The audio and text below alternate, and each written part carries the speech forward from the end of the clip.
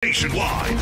Samantala mga kabrigada, ni-revoke na ng Philippine Contractors Accreditation Board o PCAB ang lisensya ng ilang construction companies na niugnay sa pamilya Diskaya. Kasunod po ito ng ginawang pag-amin ni Sara Diskaya na nakikilahok ang mga ito sa sabay-sabay na bidding.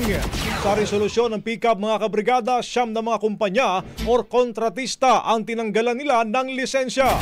Kabilang na rito ang St. Gerard Construction, General Contractor and Development Corporation, Alpha and Omega General Contractor and Development Corporation at St. Timothy Construction Corporation.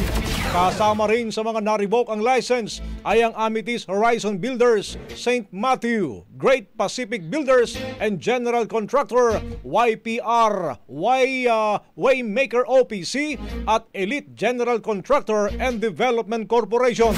Sabi pa ng PCAB, ang ginawang pagmamanipula sa resulta ng bidding para makakubra ng mga proyekto ay taliwas sa pagiging patas, transparent at malinaw na paglabag sa procurement law. Maalalang una nang idinin ni Diskaya mga kabrigada na nag-divest na ito sa isa niyang kumpanya pero binigay naman ito sa pamangkin ng kanyang asawa. Brigada Balita. Ang bahaging ito ay hatid sa atin ng Maxan Mangosteen Santon Coffee. Max Healthy, Max Sarap.